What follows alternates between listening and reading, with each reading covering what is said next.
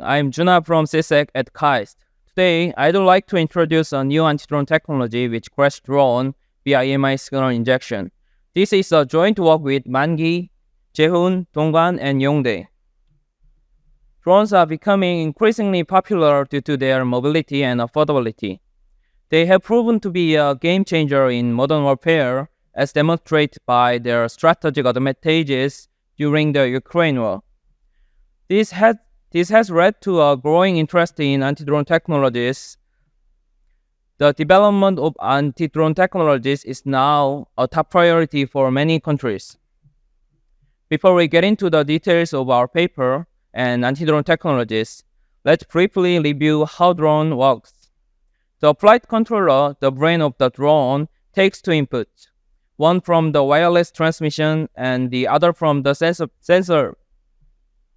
We call these channels as communication channel and sensing channel respectively. Based on these two inputs from two channels, flight controller determines attitude and position of the drone, including the speed of rotors. It is not surprising to find out that many anti-drone solutions rely on disrupting these channels. This table shows a list of anti-drone technologies along with their strengths and weaknesses. Various requirements such as accuracy, attack distance, power, cost, collateral damage, response time, and response to swarm attack should be considered for a good anti-drone solutions. Among these, let's take a look at the solution using sound, called the locking drone, which was proposed by Yoon Mok in Using Security 2015. To understand how locking drone works, we need to understand a bit more details about the control of drone. IMU, or inertial measurement unit, contains multiple sensors such as gyroscope, accelerometer, and magnetometers. The physical quantities are measured from the IMU sensor, then the control unit or the main board of the drone receive these sensor values by using serial communication. Using the IMU data, the control unit determines the target angle and the speed of rotors. This rotation of rotor changes physical state of the drone, which are again measured by the IMU sensor, forming the closed loop in the drone control.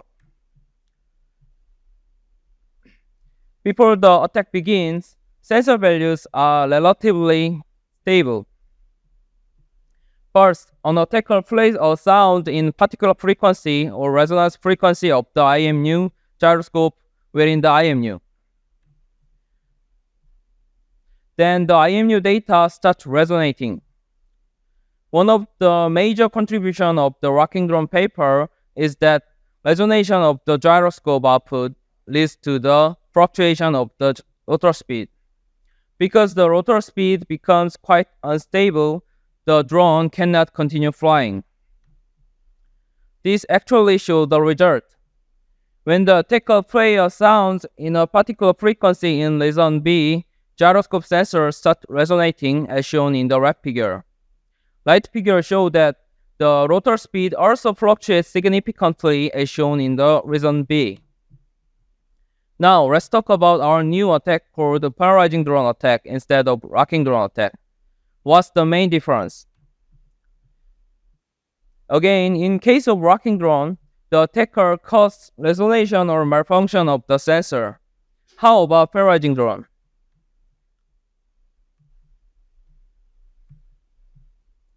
Do you see the difference? Yes. The attack focused on the communication channel between the IMU and the control unit. The wired communication between the IMU and sensor driver is usually implemented with I2C or SPI protocol. Using wireless EMI injection, we disrupt this particular communication channel.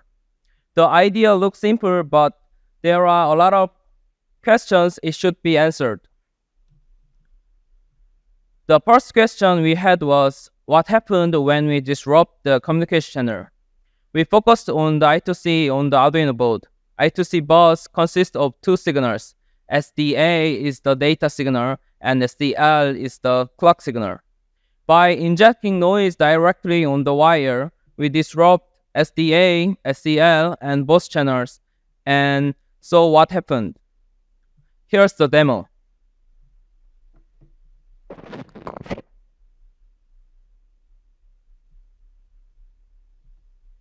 The video shows the change of the sensor reading where accelerometer and gyroscope, magnetometer, altitude, and heading values are displayed. Disturbing only SDA or SEL somewhat distorts sensor reading. When we disrupt both channels, the sensor reading looks completely random.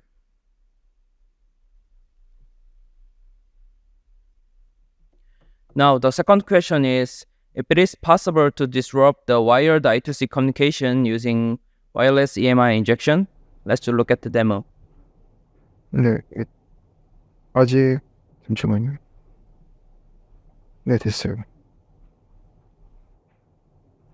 In 20 seconds, I turn on the signal generator and sensor reading now looks random. Here, the distance is very really short. 한번 끄시고 네, 노멀하게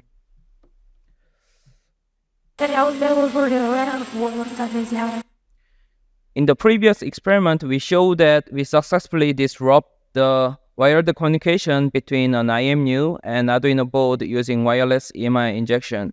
Now, the next question is, what happened to a drone when we run the same experiment?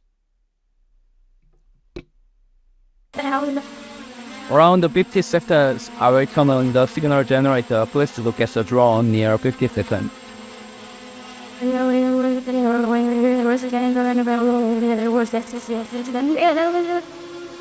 Then look at the sensor values afterward.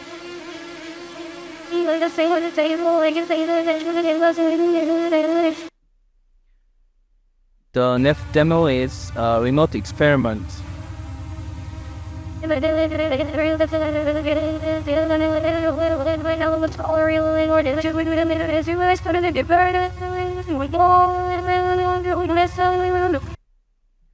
Using 55 EMI injection, we were able to shoot down a drone from 10 meters. The post question is how to find the attack frequency. The method is very simple. Find the frequency that are more responsive through scanning. One can measure responsiveness by measuring voltage given constant input. Here's the result. The left graph with Arduino Nano shows an interesting result. Our sensors have very similar responsive frequency. In addition, by comparing with Pixoc and DZI, our main board have different responsive frequency.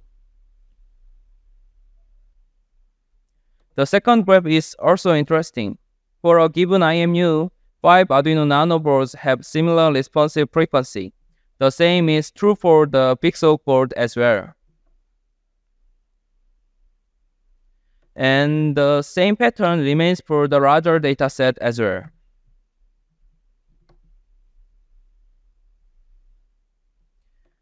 Now I show another interesting demo.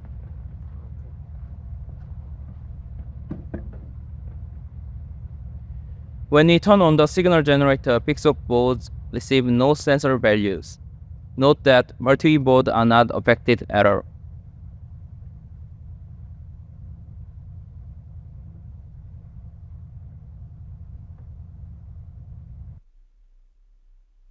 What does it mean?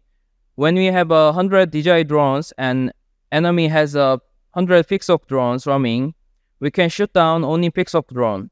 In other words, this is ideal to handle swarming drone. Response time is very important requirement for anti-drone technologies. For example, I have heard that laser is getting less popular because response time is too long, longer than 10 seconds to shoot down a drone. In addition, when response time is long, one can use detect first and do something later.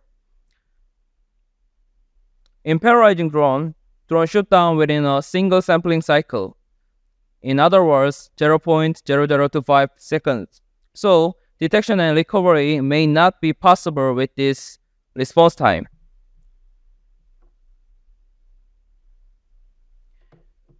In any EMI research, determination of POE or point of entry is always one of the most important experiments. In the following demo, we show that wire is not a point of entry.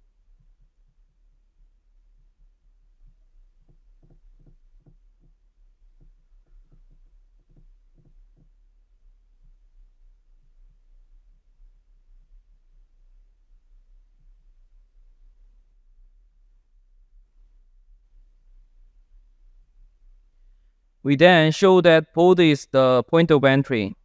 In other words, shielding the main board could be an effective countermeasure.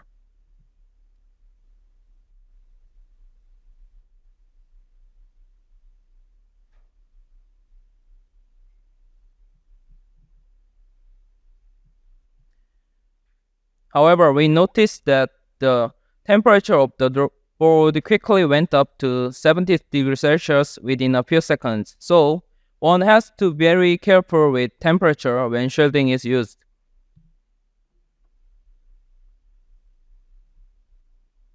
Compared to existing solution, paralyzing drone is an effective anti-drone solution. Typical anti-drone solutions consist of detection and identification and neutralization. Therefore, if detection and identification can give the drone model, one can shoot down swarming drone with our solution. Because attack frequency is very narrow, it incurs lesser collateral damage while saving power. Because it can neutralize a drone within a single cycle, there is no time for detect and recovery. We plan to extend this technology to the limit.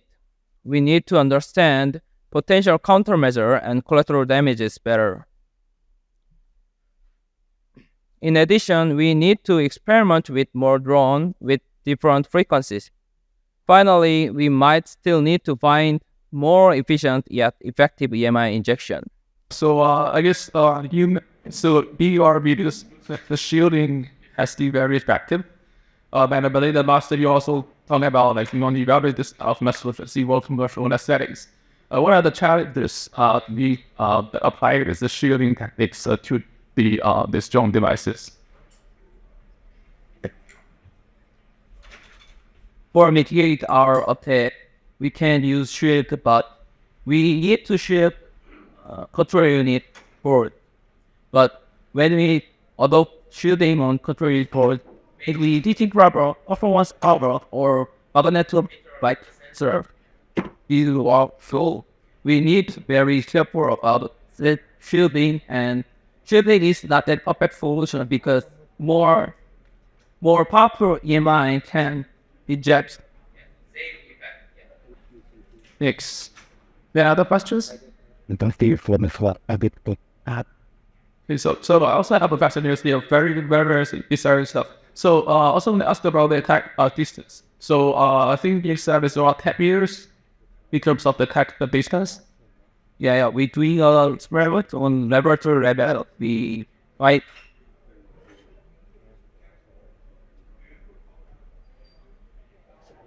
Can we pull up slides a bit more? We're doing experiments on 10-meter distance attack experiments, and furthermore, we experiments with using ANSYS HFSS simulator. And we find out if we attack drone from 500 meters, we need maybe 10 megawatts. Yeah. Is it so for this one, can you estimate like what would be the longest distance in launching this attack? Because when they are flying, right? So I guess the longer the better, right? In terms of the shooting range. Yeah. So what would be the longest distance you would imagine that's practical and feasible? Yeah. So there are a lot of challenges because if it is like a 10 megawatt implementation that requires everything should be resisting 10 megawatt. So I think before we answer early, the 10 megawatt requirement is actually in theory, and actually manufacturing is a thing that we actually have to develop some good technology, and probably I think right now our frequency is always sub 400 hertz. I read that it's easier to focus the beam when we move to higher frequencies. So we may have to use synthetic nonlinearity like radio airs to actually move the frequency of all layers that we can manufacture more higher. And the ceiling areas like it's so better as supplementation and the work. Yeah, looking forward to more work from your work on ESS.